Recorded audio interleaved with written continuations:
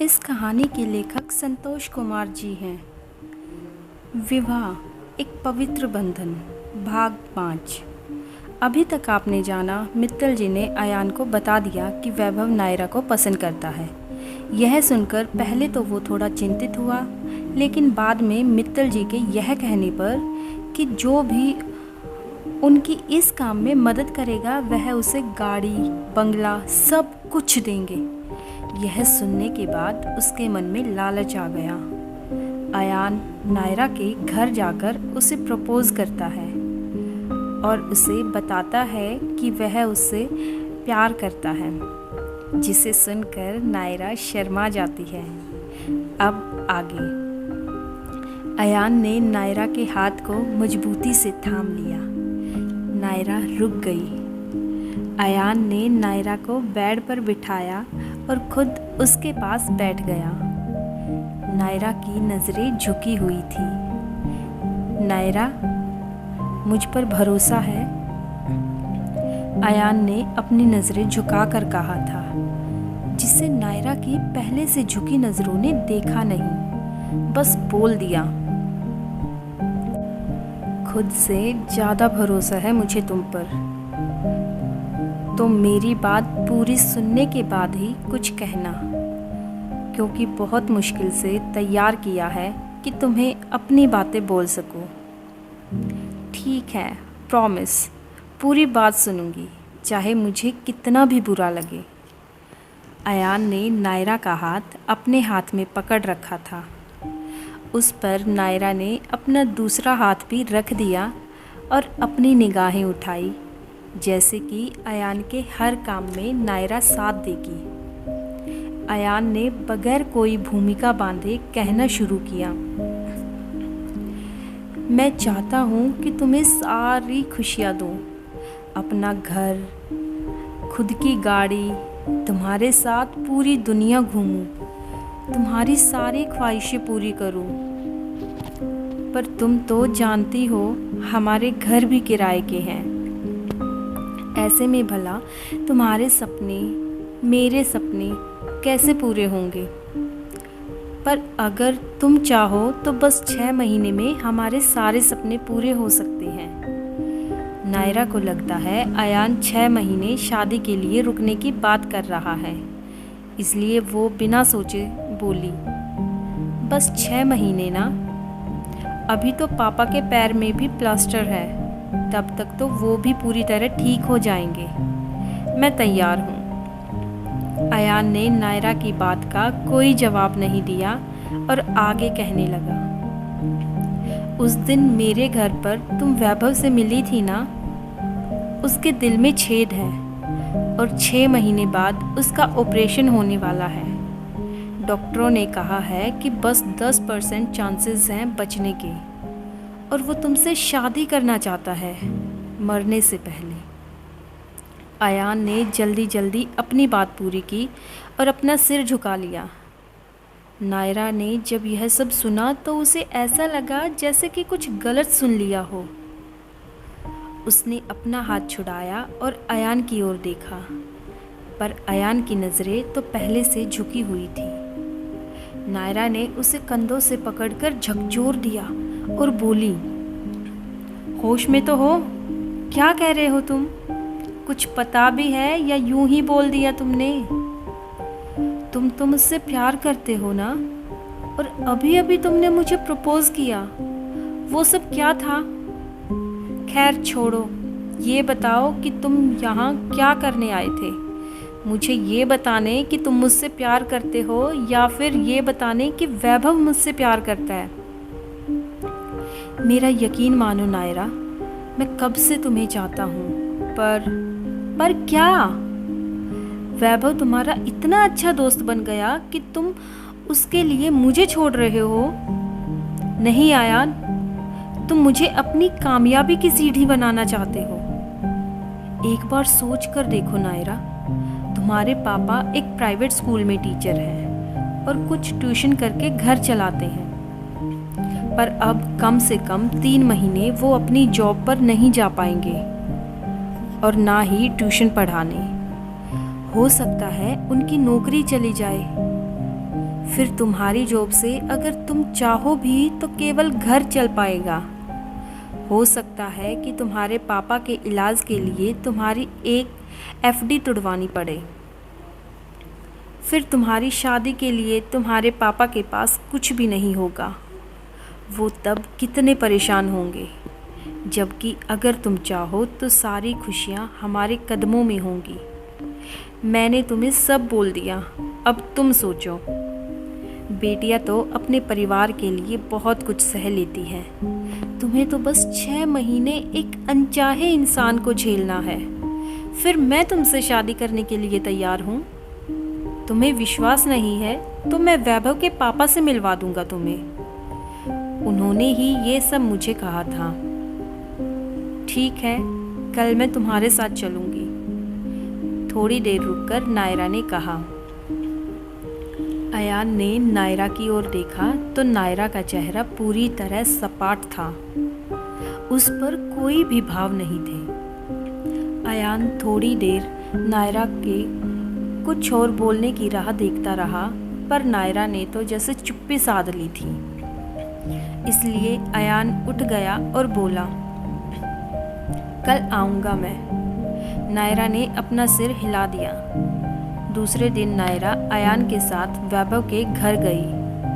अभी वो दोनों दरवाजे पर ही पहुंचे थे कि एक कार तेजी से चलती हुई आई और एक बुजुर्ग को टक्कर मारकर आगे बढ़ गई। वैभव का घर तो आ ही गया था, इसलिए नायरा ने अयान से कहा, तुम इन्हें हॉस्पिटल लेकर जाओ, मैं चली जाऊंगी वैभव से मिलने। बुजुर्ग की हालत वाकई गंभीर लग रही थी, इसलिए अयान ने नायरा की बात मान ली और उन्हें लेकर चला गया। नायरा बोझिल कदमों से वैभव के घर के अंदर जा रही थी कि तभी घर से एक आदमी बाहर निकल रहा था। नायरा ने उसे रोककर पूछा, सुनो, अंदर मित्तल जी हैं? जी हैं। तो पर इस वक्त बहुत परेशान है, पता नहीं इस समय आपसे मिलेंगे या नहीं। क्यों, कुछ हुआ है क्या? जी, उनके बेटे ने दरवाज़ा बंद कर लिया है। उनके मम्मी पापा दरवाज़ा खोलने को कह रहे हैं, पर वो जवाब नहीं दे रहे, इसलिए हम चाबी बनाने वाले को बुलाने जा रहे हैं। नायरा ने जब यह सब सुना तो वो जल्दी से अंदर गई। मित्तल जी ने उसे आते हुए देखा तो वो उसके पास आ गए। अभी नायरा कुछ पूछना चाहती थी कि मित्तल जी ने खुद ही कहा, अच्छा हुआ बेटा तुम आ गई। शायद तुम्हारी आवाज़ सुनकर वैभव दरवाज़ा खोल दे। पर हुआ क्या है अंकल? मैं और वैभव की माँ बातें कर रहे थे कि तुम्हारे घर रिश्ता लेकर जाएंगे। बस वही बात सुनकर वैभव हम दोनों से नाराज़ हो गया।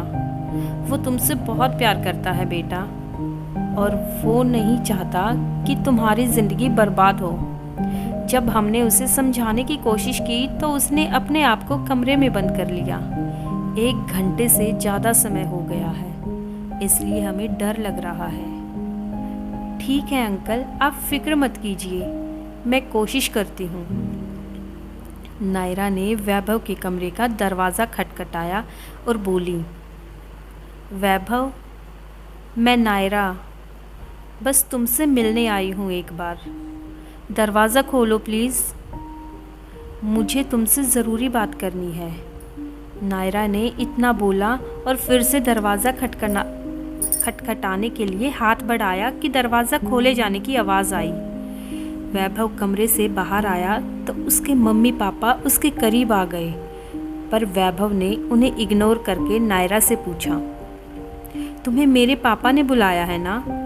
नहीं, मैं खुद आई थी तुमसे मिलने। पर क्यों? अब क्या खड़े होकर ही सारी बातें करनी है, बैठने के लिए नहीं कहोगे? ओह सॉरी नायरा, आओ ना बैठो। नायरा ने वैभव को भी बैठने के लिए कहा। हाँ बोलो ना, क्या कह रही थी तुम? वैभव ने हिचकिचाते हुए कहा, मैं तुम्हें पसंद करती हूँ।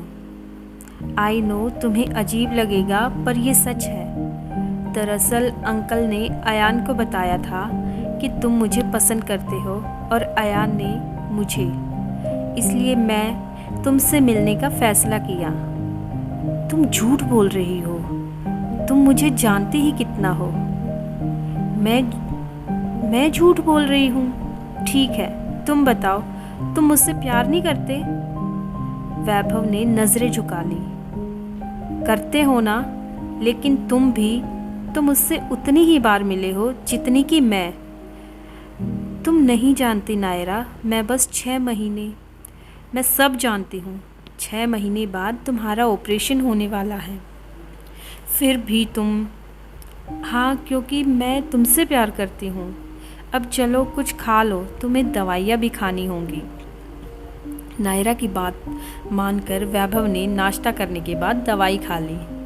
अयान ने नायरा के मोबाइल पर मैसेज किया, मैं वहाँ आ रहा हूँ।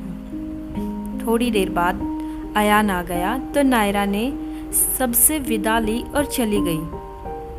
पूरे रास्ते अयान नायरा के बोलने का इंतज़ार करता रहा, पर नायरा ने कुछ नहीं कहा। अब घर आने वाला था। आखिर अयान से रहा नहीं गया तो उसने कहा, क्या बात हुई वैभव के पापा से? कुछ बताया नहीं तुमने? क्या घर चलकर बात करनी है? नहीं, मेरी कोई बात नहीं हुई। वैभव ने खुद को कमरे में बंद कर लिया था। तो अब अंकल ने मुझे कल बुलाया है, लेकिन कल तो मुझे ऑफिस जाना है। तुम फिक्र मत करो, मैं खुद चली जाऊंगी। पर किस वक्त बुलाया है अंकल ने? अयान ने कुछ देर रुककर कहा, मुझे लगा तुम पूछोगे कि वैभव ने खुद को बंद क्यों कर लिया। तुम्हें थोड़ी चिंता तो होनी चाहिए अपने दोस्त की। नायरा की बात सुनकर अयान अचकचा गया। वो मैं पूछने ही वाला था। अच्छा, पर मुझे तो ऐसा नहीं लगा। खैर छोड़ो, अब घर आने वाला है तो ये सब बातें बंद करते हैं। नायरा के मना करने के बाद अयान की कुछ भी पूछने की हिम्मत नहीं हुई। घर भी आ गया था। नायरा चुपचाप अपने घर के अंदर चली गई। अयान कुछ देर वहीं खड़ा रहा, फिर अपने घर चला गया। अपने कमरे की छत को घूरता हुआ अयान सोच में गुम था कि कहीं नायरा की शादी वैभव से करवाना गलती तो नहीं है। फिर सोचता, मुझसे ज़्यादा फ़ायदा तो नायरा को होगा। एक तो उसके परिवार की सारी परेशानियां दूर हो जाएंगी और वैभव की पत्नी बनकर देश विदेश में घूमेगी। उससे कहीं ज़्यादा तकलीफ़ तो मुझे होगी अपने प्यार को किसी दूसरे के साथ बांटने के बाद। उसे अपनाना छोटी बात नहीं है। अयान अभी बिल्कुल स्वार्थी होकर सोच रहा था। उसे खुद की कुर्बानी दिखाई दे रही थी, पर नायरा पर क्या बीतेगी ये वो नहीं सोच रहा था। अपने घर में नायरा भी इसी बारे में सोच रही थी कि वो बिस्तर पर लेटी तो थी, पर उसकी आंखों में नींद का नामो निशान नहीं था। पहले तो उसने वैभव से शादी करने के लिए नहीं सोचा था, पर अब उसका मन उसे समझा रहा था कि अगर किसी को उसकी वजह से जीने की वजह मिल जाए तो क्या गलत है। क्या अयान के मन में नायरा को लेकर इनसिक्योरिटी आने लगी है? क्या नायरा वैभव की खुशियों के लिए अपने प्यार की कुर्बानी दे देगी? आगे कहानी क्या मोड़ लेने वाली है, जानेंगे अगले भाग में। अगर आपको वीडियो पसंद आई है तो लाइक और शेयर ज़रूर कीजिए। अगर आपने अभी तक चैनल को सब्सक्राइब नहीं किया है तो जाके चैनल को सब्सक्राइब ज़रूर कीजिए। Thanks for watching.